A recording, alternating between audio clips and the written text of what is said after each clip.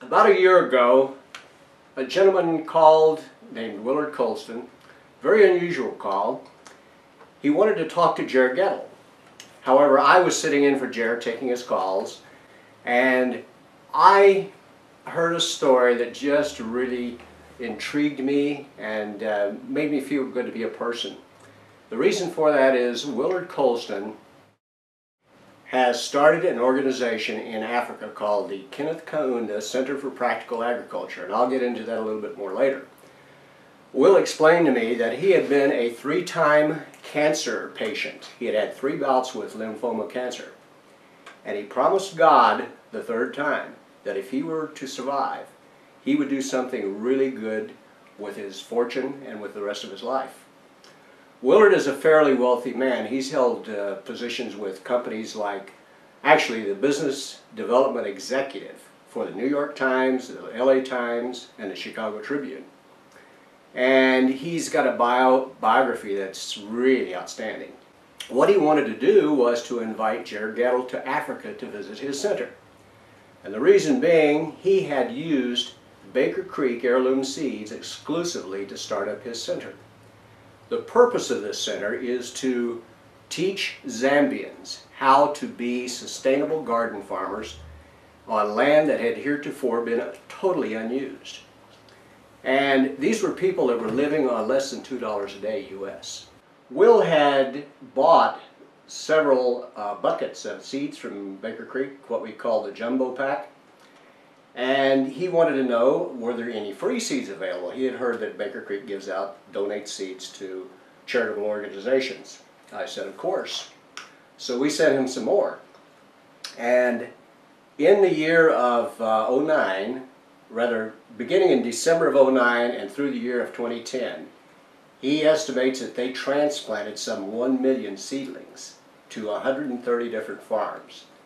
And people now who, before this, could not even support themselves, were now able to feed their families as well as have a little extra income by selling produce to the local markets, to the local safari lodges, and to what they call the green markets along the road.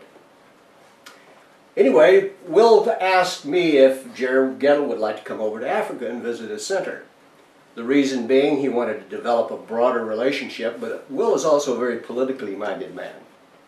And he also wanted to establish some relationships with people that are important in Zambia, one of whom being Kenneth Kaunda, the namesake for the center.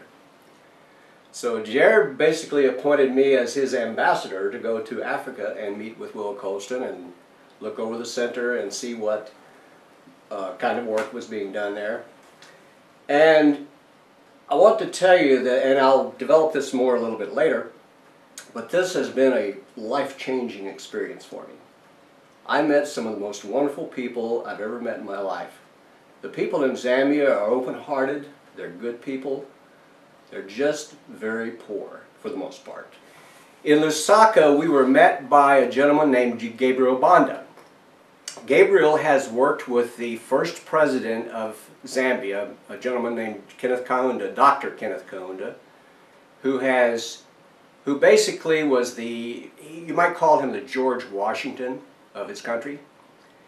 He was a teacher, and over the years he grew to resent the rule of the British so much that he emerged as the leader of the United National Independence Party, UNIP, as it's known.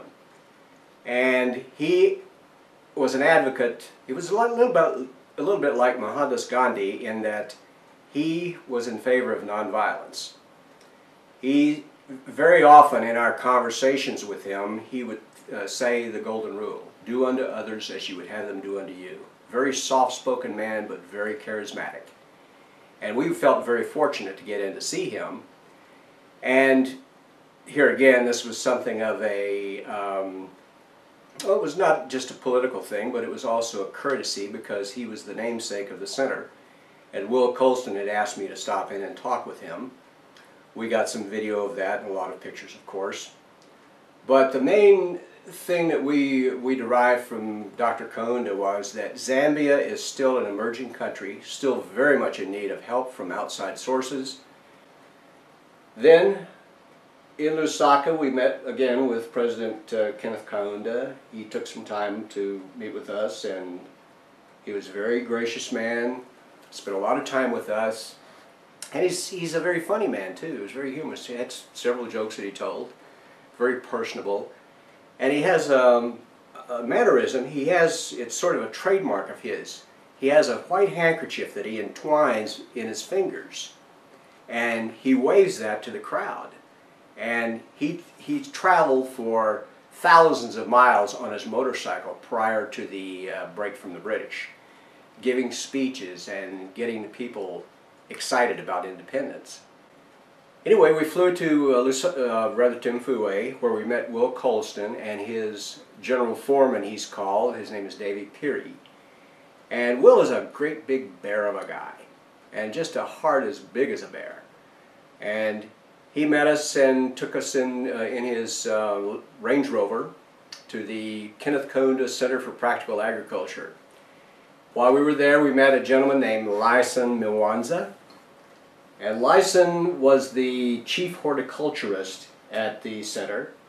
He took us around and showed us all of the things that they had planted, the various varieties. And of course it was very heartwarming to see the little signs that said Baker Creek Seed and the names of the varieties along with them. Some of the varieties were amazing, like the pole beans. There were just gigantic stands of pole beans. There was one place that I call Bean Alley because there were so many beans. And again, I think I mentioned before that 1 million seedlings have been transplanted since the inception of the center. Then, later on, in the days that followed, Will took us around to meet with farmers who had benefited from this. And here is land that had never been used before, not that it was infertile or anything, but just because the natives did not know how to use it. And he had taught them, he and his staff had taught them how to till the land.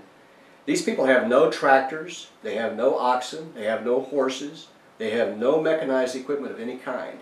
The only thing they have is picks and shovels and hoes. Then and of course, from their point of view, manual labor is all they have, but they've got plenty of that. And they were willing to go out and till up this land and try something new. And it took a lot of convincing, actually, in some cases, because people didn't believe that it could be done. Well, now, 130 farms later, they know that it can be done, because people are now subsisting out of their own gardens.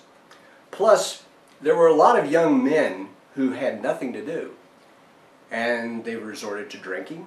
They were causing trouble. They drank a local brew that they call beer, but it's not actually beer, it's more of a corn liquor. And it's very powerful stuff. And Will took us to meet with 2 tribal chiefs. And tribal chiefs in Africa still wield a lot of influence. They actually control their own territories, and they determine who gets what land and who does what in their territory. They actually mediate disputes, almost like magistrates. And one of these tribal chieftains said, he kept saying, "The young men have quit drinking the beers." And at first I thought he meant regular beer, but what he meant was this corn liquor, which is very powerful stuff. He says they've stopped drinking the beers, and now they're doing something useful. And what he meant was alcoholism had declined in the area simply because people now had some purpose in their lives. And I also met one young man. He was an AIDS orphan. He was a teenager, and he had 3 siblings. And in Africa, you have to pay to go to school. This young man, his name is Boniface, he was actually able to support himself and his 3 siblings and still afford to pay for school from the proceeds of the garden that he grew. Now, this may not sound to an American like very much, because we are not used to deprivation. The glue that holds society together in Zambia is not the government, but the churches. And churches are doing some wonderful work there. The minister of this one church that I attended, his name is Axon Theory. He travels to 3 remote villages on a regular basis to preach. He rides a bicycle, he carries his own lunch, he sleeps in the jungle. He does this on a regular basis because he believes in what he's doing. He took a church that had about 6 members and he's grown it to over 300. And he also takes care of about 40 AIDS orphans.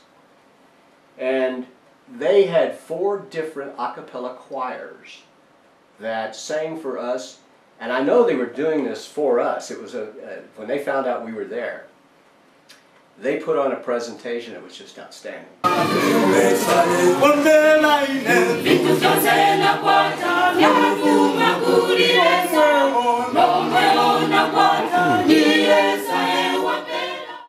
And the music that I heard was the harmonies, the melodies, were something that I have never heard in my life before.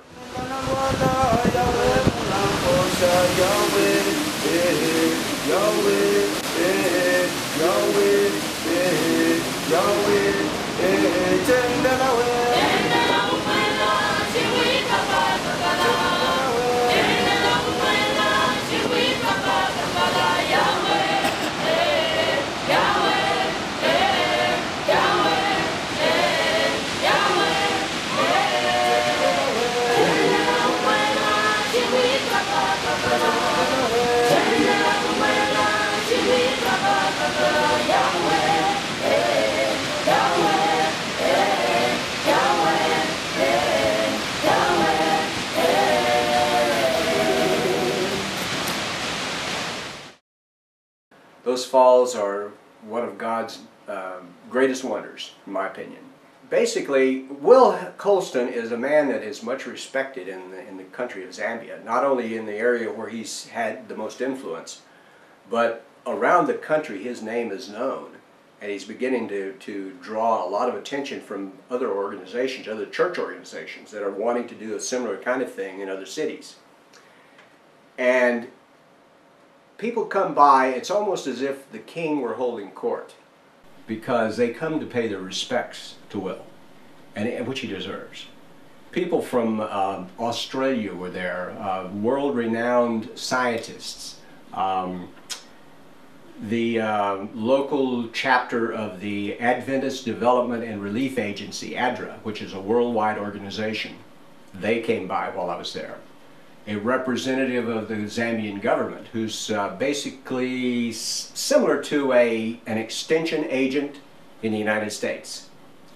And actually, while Peggy and I, Peggy's my wife, I meant to mention that before, Peggy and I were privileged to meet the son of President Kaunda, a gentleman named Panji Kaunda. And he's a retired lieutenant colonel from the Zambian Air Force. And he traveled over 600 miles to meet with us. And he had to travel on roads that are almost elephant paths. And he came to meet with us. And we were very honored by that, because he just wanted to speak with us and tell us what he thought Baker Creek was doing for the African people.